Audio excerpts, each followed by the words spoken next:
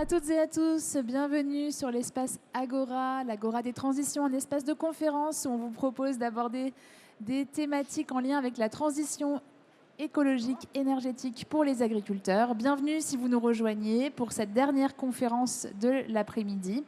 Alors cet espace de conférence, il est programmé par la Banque Populaire Auvergne-Rhône-Alpes via sa marque la Banque de la Transition énergétique.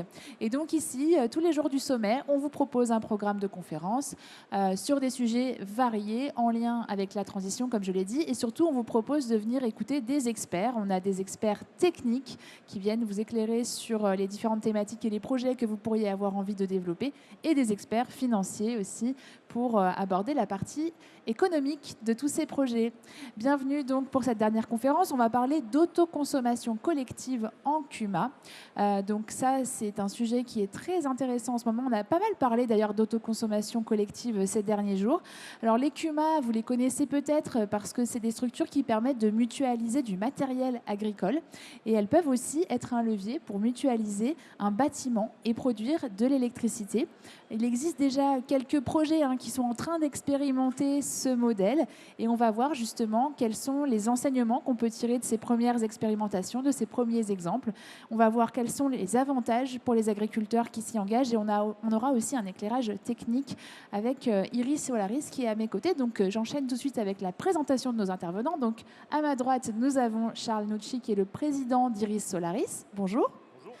Merci d'être avec nous. Nous avons Manon Bossa de la FRCUMA, qui est la directrice de la FRCUMA Auvergne-Rhône-Alpes. Bonjour Manon, et merci d'être avec nous.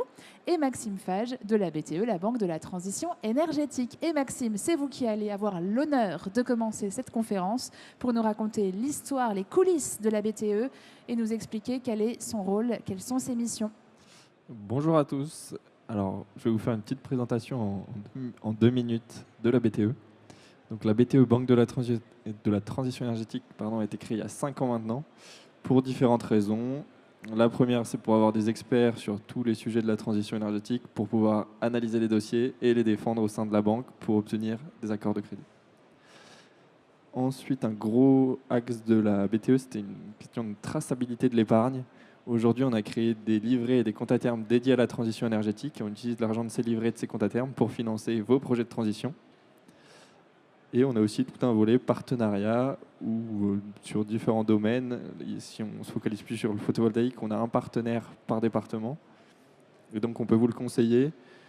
La société qui est partenaire l'est devenue grâce à sa qualité en gros d'installation. On a eu des bons retours sur toutes leurs missions, des bons retours clients, et donc maintenant on peut les conseiller. On sait qu'ils sont de qualité et qu'ils vous accompagneront bien dans vos projets. Donc la BTE a été créée en Auvergne-Rhône-Alpes, mais il y a plusieurs banques populaires qui ont rejoint le mouvement, et donc là vous avez la carte des différents territoires sur lesquels on peut retrouver une équipe de la BTE. En 5 ans, il y a eu 462 millions d'euros d'épargne collectée et 721 millions d'euros de crédits qui ont été effectués dans différents domaines, que ce soit rénovation, habitat, écomobilité, solaire ou autres énergies renouvelables, et tout ce qui est performance énergétique. En termes de traçabilité, vous pouvez retrouver certains projets qu'on a financés sur notre site internet, avec un petit descriptif à chaque fois, des belles photos et un petit détail des projets. Et ensuite, on a fait un petit calcul savant pour savoir quel était l'équivalent CO2 évité par ces financements. Et donc, pour 1 000 € épargnés sur les livrets ou les comptes à terme de la BTE, cela permet d'éviter 280 kg de CO2. En équivalent, c'est 1287 km en voiture ou 77 pizzas pour les amateurs de pizza. Et donc, en cumul, ça fait 121 000 tonnes de CO2 évitées grâce au financement, au crédit réalisé par la BTE. Et pour terminer, après je laisse la parole, le 16 octobre, on organise des webinaires sur différentes thématiques de transition, sur l'eau, sur le solaire, enfin plein de thématiques très intéressantes. Si jamais vous voulez vous connecter, je vous laisse scanner le lien et donc vous aurez accès aux différents thèmes. Vous pouvez vous inscrire, voilà, si ça vous intéresse. Et toutes les infos seront disponibles sur le site de la banque. C'est un événement qui est gratuit. C'est jeudi prochain, si je ne me trompe pas, avec plein de webinaires qui sont proposés par la BP Aura. Manon Bossa, je vous laisse la parole. On va changer juste les petites slides pour que vous puissiez nous faire votre présentation. Et l'idée, c'est de refaire un point sur les CUMA et leur rôle. et ensuite de parler de ces fameux projets d'expérimentation d'autoconsommation collective. Bonjour tout le monde. Donc effectivement, on va commencer déjà par les CUMA et énergie. Donc en fait, l'agriculture et l'énergie, c'est pas la première fois que ça travaille ensemble.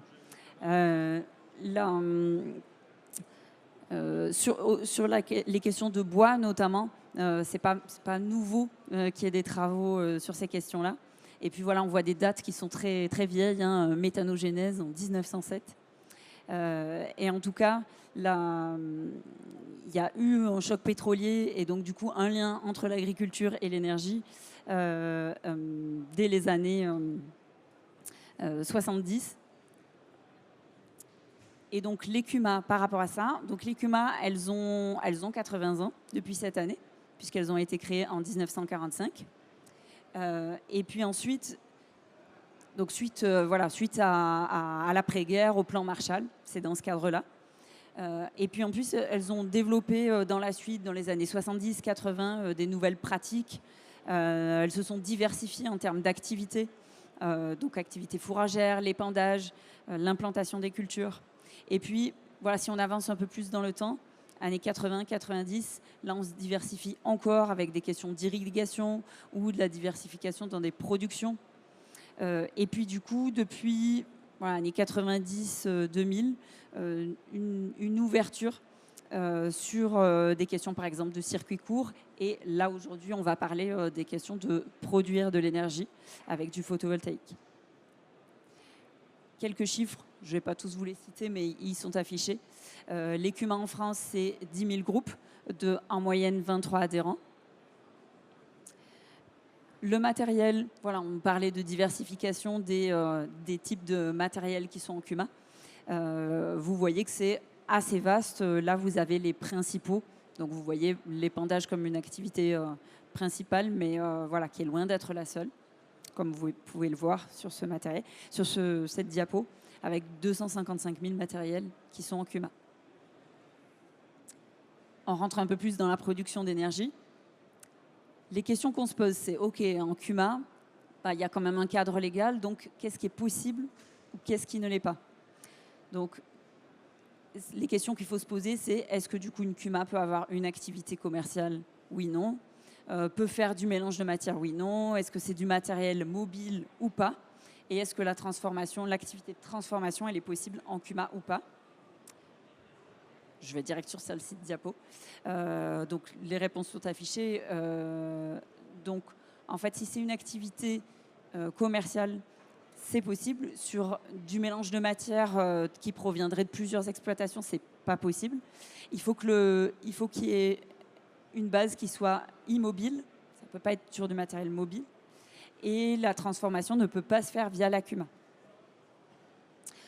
Seulement, il y a des changements qui ont eu lieu récemment et qui permettent d'étendre les activités des CUMA, puisque fin 2022, il y a eu un changement des CUMA pour que, par exemple, l'utilisation de la production d'énergie photovoltaïque, elle puisse, que les CUMA n'aient pas besoin de créer une société à côté pour exploiter de l'énergie, mais qu'elles puissent le faire directement. Donc ça facilite beaucoup la tâche pour les sujets dont on va parler, on y arrive, de l'autoconsommation collective.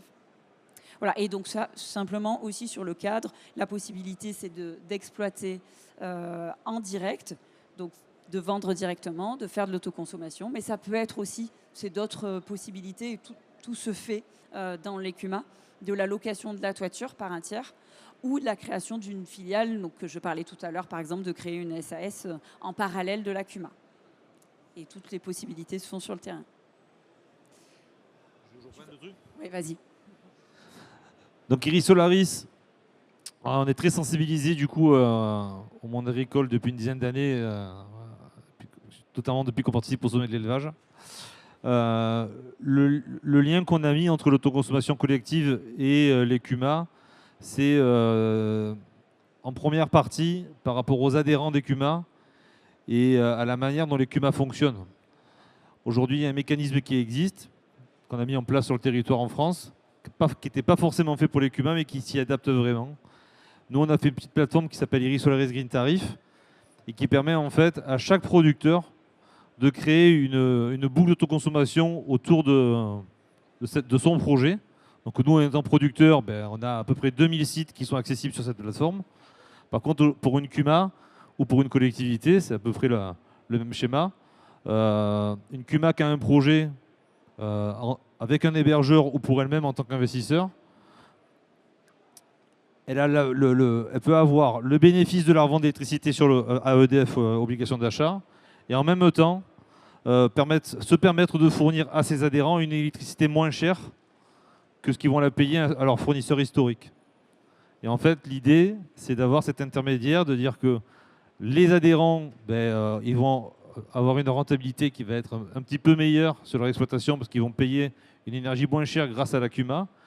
Et la CUMA, elle va bénéficier d'un tarif au-dessus de ce qu'elle peut revendre à EDF. Et du coup, elle va avoir un revenu supplémentaire qui va permettre de faciliter le fonctionnement de la CUMA. Voilà. Et Iris Solaris, sur cette partie-là, on a voulu un peu sensibiliser notre partenaire et Manon sur cette partie-là, et ça fonctionne, pour pouvoir expliquer au plus grand nombre que c'est un schéma qui était dissocié à la base, mais qui en fait se connecte et fonctionne très bien. Et après, le second sujet sur lequel on va aller, c'est l'électrification du monde agricole. C'est-à-dire qu'on voit que les CUMA, ils sont là pour financer du matériel. Demain, ça sera du matériel agricole électrique, parce qu'il y a des tracteurs électriques, il y a beaucoup de choses qui arrivent sur cette partie-là.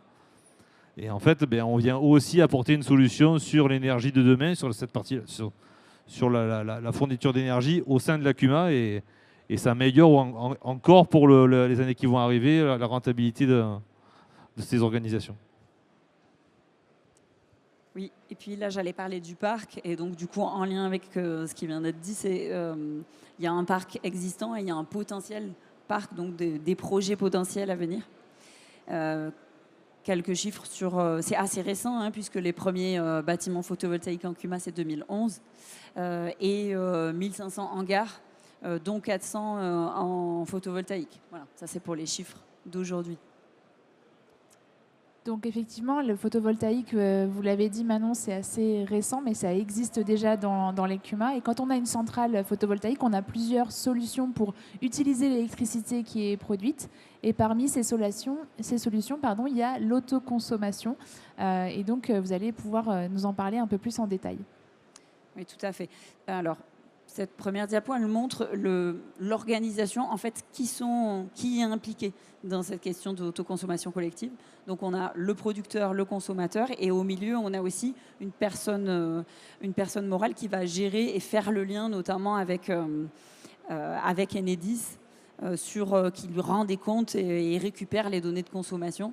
Et cette structure, elle peut avoir plusieurs formes morales. Et on a toujours aussi, avec l'autoconsommation, ce n'est pas forcément à 100%, donc de l'achat de surplus ou voilà, comment faire avec l'énergie qui va manquer. Donc on garde son fournisseur. Voilà, donc ça fait pas mal d'acteurs, en tout cas. Je ne vais peut-être pas rentrer dans le détail de cette diapo-là. Voilà, c'est ce que je viens de vous expliquer.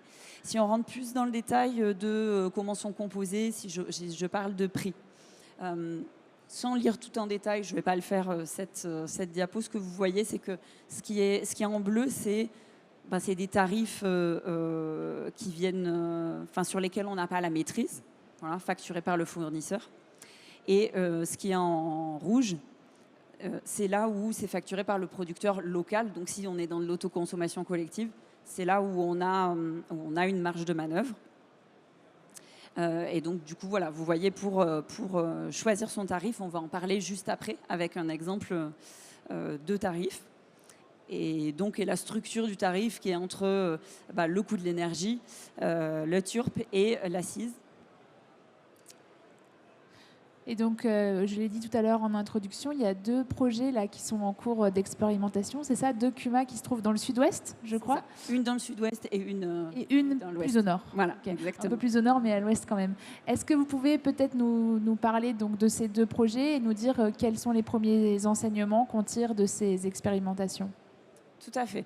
Donc, du coup, on va commencer par une CUMA qui est effectivement du sud-ouest, donc la CUMA de Lannou, qui a été créée en 82. Il y a un hangar depuis 91, hein, donc ça fait pas mal d'années. Et ils ont lancé en 2023 un projet d'une toiture donc sur un hangar de stockage de matériel de la CUMA, sur plus de 300 kW crête.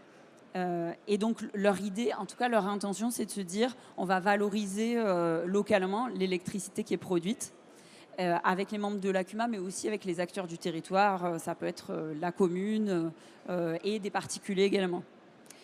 Et donc du coup, leur projet, c'est on prévoit 10 à 15 consommateurs. Donc on est encore sur du projet. Donc du coup, dans la simulation qu'ils ont faite, si on est sur une vente, je vous disais tout à l'heure, le tarif de vente, c'était la partie qui était en rouge, donc que le producteur, là en l'occurrence la CUMA, peut choisir. Donc avec ce coût de 9,5 centimes, pardon, d'euros, on voit voilà, les tarifs. L'investissement qui est mis, là, c'est l'investissement hors bâtiment, donc du raccordement et du photovoltaïque. Ça, c'est les estimations qui ont été faites sur la production et le chiffre d'affaires. Je voulais aller directement à celle-ci. Là, c'est le montage qu'ils ont fait, où en fait, tout à l'heure, je parlais qui est une structure intermédiaire, la PMO, qui gère le lien entre Enedis. Et donc là, en l'occurrence, c'est la Fédération des CUMA qui aurait ce rôle-là de facturer, de faire le lien entre fournisseurs et consommateurs. Ça, c'est le montage. Et donc, eux, ce qu'ils ont fait, c'est que par rapport à ce tarif-là, ils ont modélisé sur les 15 consommateurs. Et donc, le projet, c'est de faire de l'autoconsommation sur 18%, avec 9 compteurs de particuliers et 6 de professionnels. Voilà, et donc, le tarif, avec un tarif à 10 centimes hors taxe, 15 centimes TVA. Si je rentre plus dans les détails, voilà, donc là, il y a la comparaison. Je ne sais pas si on peut montrer. Avoir la petite. Ah oui, si. Non. Bon, c'est pas grave. De leurs tarifs actuels et des tarifs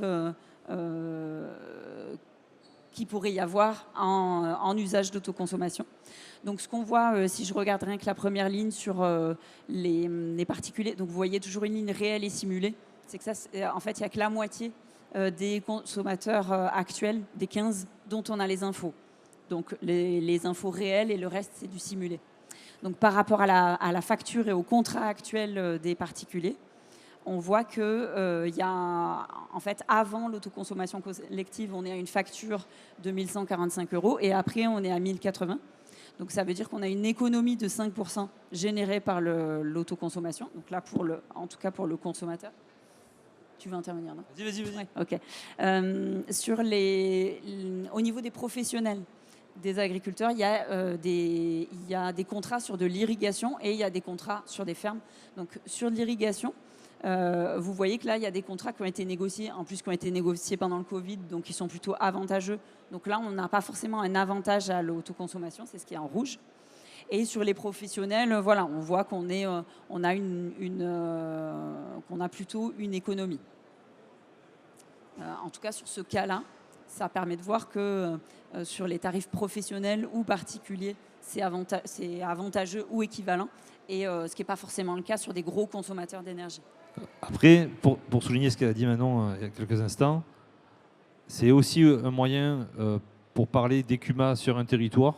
Le fait de partager l'énergie photovoltaïque d'une CUMA avec des particuliers, des collectivités et des industriels, et du coup de partager aussi les valeurs de la CUMA et de ce mécanisme de fonctionnement.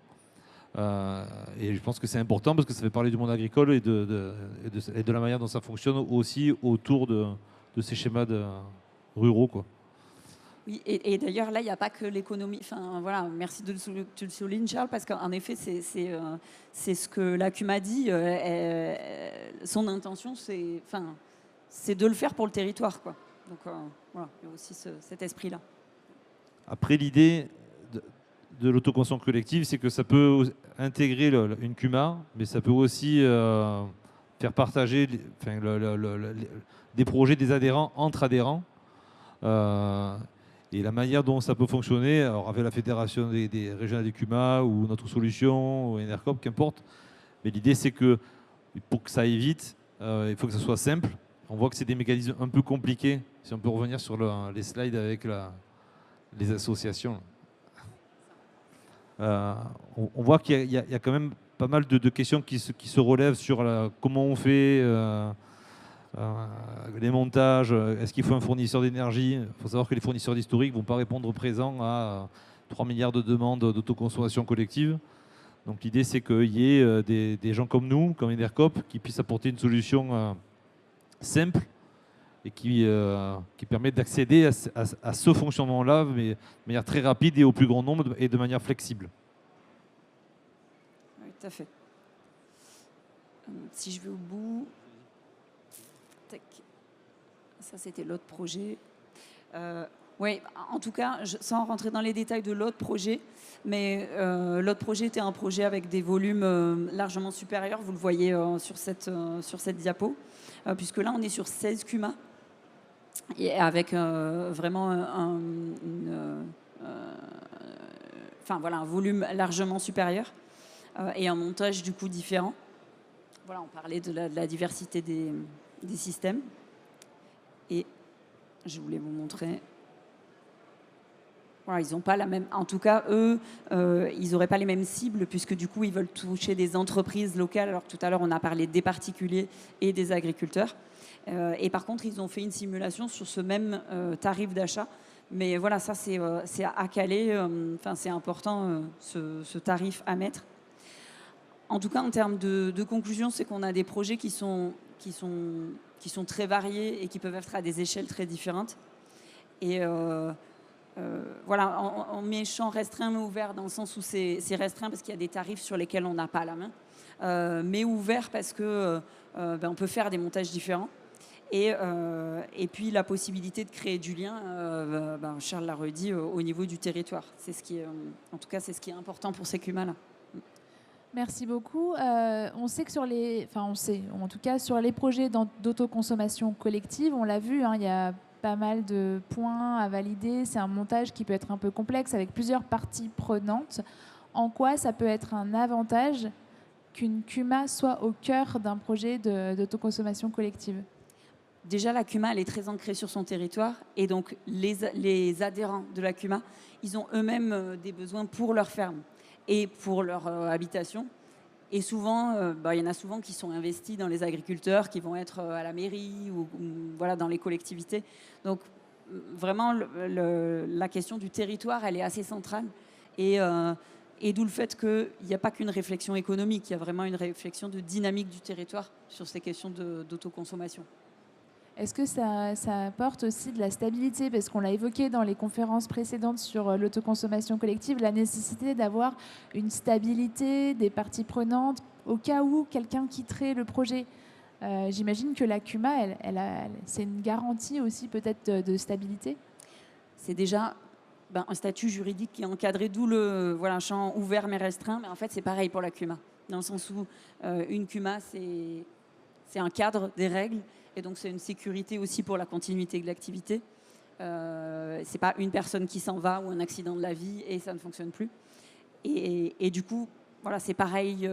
Ce que permet la CUMA, c'est la même chose au niveau d'un projet comme celui-ci.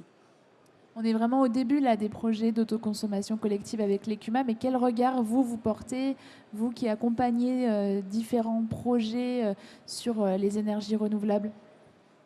Nous, aujourd'hui, ce qu'on rencontre sur le territoire, c'est beaucoup de projets différents, beaucoup de montages différents qui vont se heurter très rapidement à des problématiques de réglementaires sur un besoin de fournisseurs et le besoin de flexibilité, sur le mouvement d'un coup de clients qui disparaissent et qu'il faut changer. Donc, aujourd'hui, tout ce qu'on a voulu porter comme message avec Iris Solaris, un peu de manière anticipée, c'est en devenant fournisseur d'énergie, parce qu'on est fournisseur d'énergie aujourd'hui, on a la possibilité de mettre en relation tout ce monde-là d'avoir une offre adaptée au CUMA, d'avoir une offre adaptée aux collectivités et en fait de mettre à disposition notre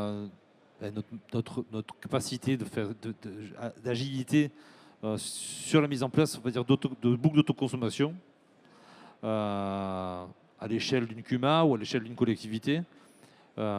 Aussi sur des gens qui ont des centrales, on va dire, de manière isolée.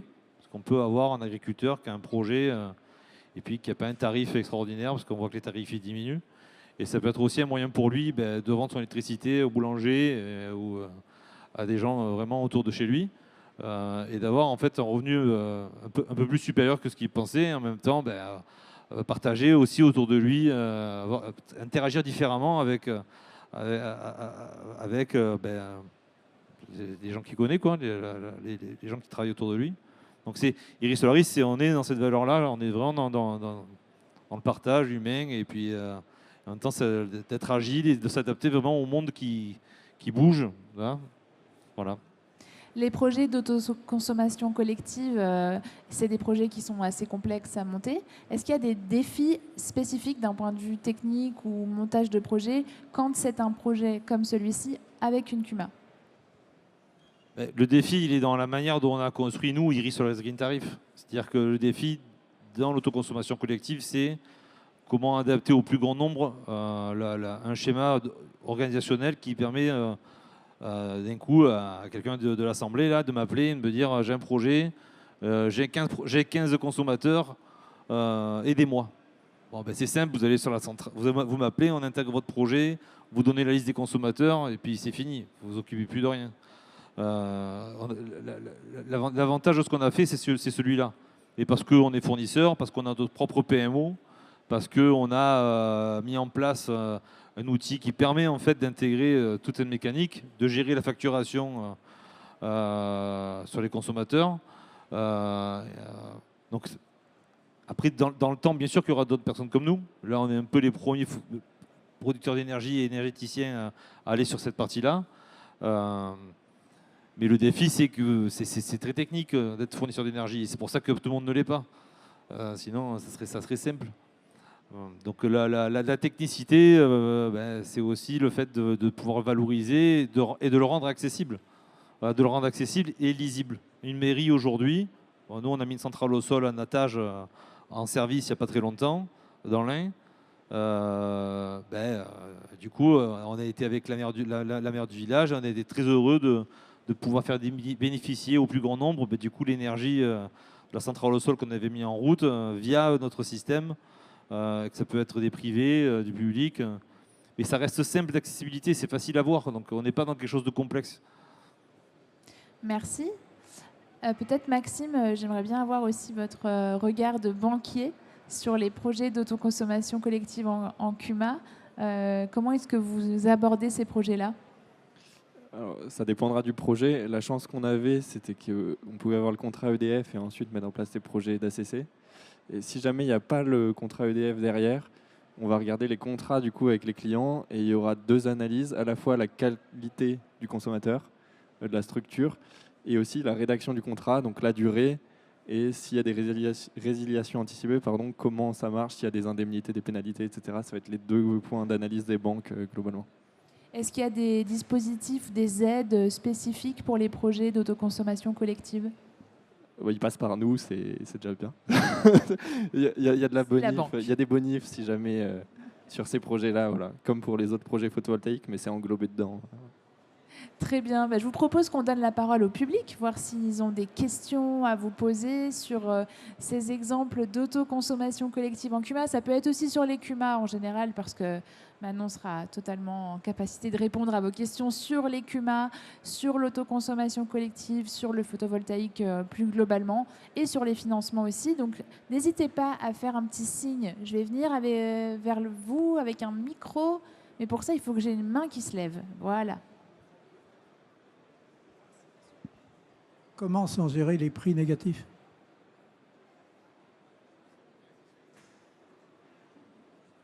Aujourd'hui, on est sur d'obligation d'achat.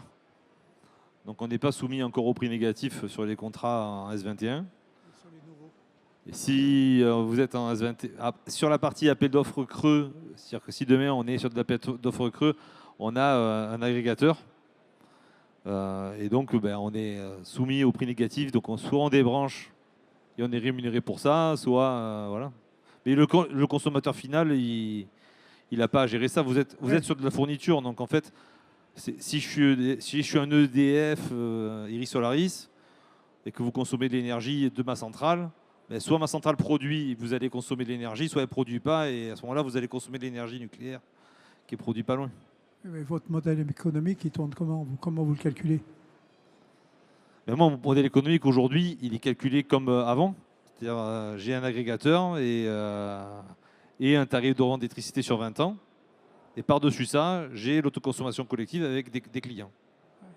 Voilà. Mais c'est le début. C'est-à-dire que la première démarche, c'est d'avoir le plus de clients possible et d'avoir un réseau de consommateurs et une offre de fourniture qui est différente et qui s'adapte aux consommateurs. On verra plus tard, il y a Octopussy qui fait ça, c'est d'avoir de la fourniture mais qui s'adapte à la consommation. Vous allez avoir de la fourniture demain qui va s'adapter de plus en plus à la manière dont vous allez la consommer, l'énergie. Ce qui permettra vraiment d'améliorer la rentabilité et le prix de l'énergie. C'est une autre manière de consommer.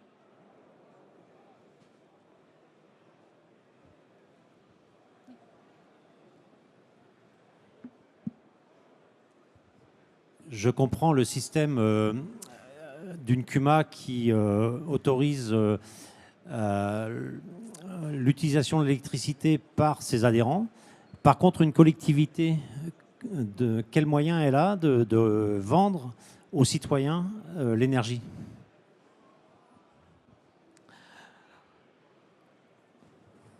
Une collectivité, en fait, si elle met un projet de centrale photovoltaïque en place sur sa mairie, mettons sur un collège ou un musée, le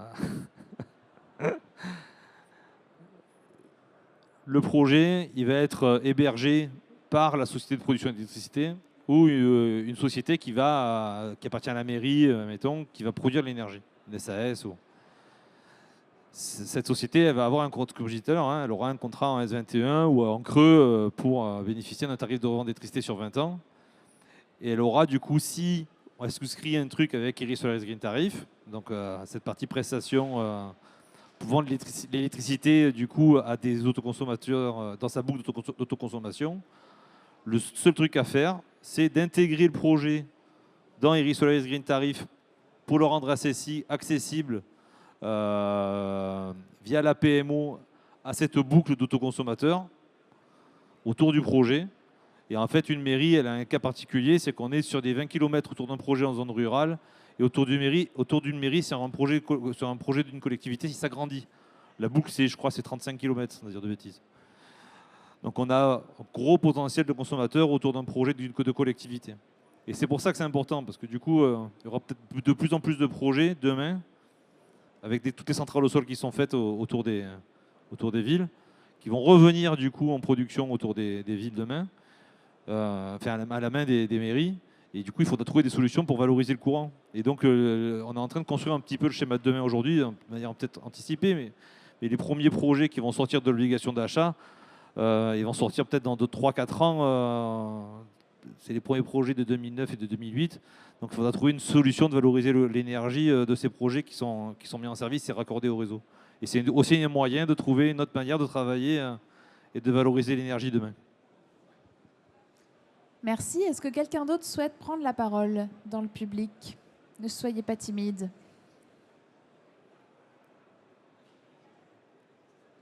Non? Si. C'est une question pour la Fédération des CUMA. Aujourd'hui, on voit, là on est sur le sommet, on voit des machines qui sont demain avec des batteries qui vont consommer de l'électricité. Demain, le futur tracteur de telle marque, le télescopique, etc. Comment les CUMA perçoivent ce nouveau marché? Comment ils vont accompagner leurs adhérents dans cette évolution? Et par rapport à l'électrification et la consommation dans une exploitation, est-ce que les CUMA ont conscience que demain, le modèle sera peut-être plus avec du gasoil, mais avec du gaz ou avec de l'électricité? Comment les CUMA, eux, s'intègrent dans cette évolution? de toute façon, les CUMA, elles suivent l'évolution technologique, donc dans tous les cas, elles vont aller sur les marchés qui sont à venir. Et justement, sur cette question-là, on a un projet au niveau national avec plusieurs CUMA en test sur des tracteurs qui fonctionnent au biogaz. Donc, par exemple, il y a eu une expérimentation et quelques chiffres qui sont ressortis. C'est une expérimentation qui date de 2 ans. Et nous, on n'est pas encore allé au bout, mais on a une réflexion sur faire une communication sur la CUMA électrique, donc avoir du matériel électrique. Donc, voilà, du coup, c'est dans la tendance, quoi. Très bien, on va clôturer alors cette conférence sur l'autoconsommation collective en CUMA. Je voudrais vous remercier chaleureusement tous les 3 d'avoir participé, d'avoir apporté vos expériences et tout ce que vous savez sur ce sujet qui est effectivement au début un peu de son développement, mais je suis sûre qu'on en reparlera l'année prochaine sur le sommet et ailleurs. Merci à tous les 3, merci à vous d'avoir assisté à cette conférence.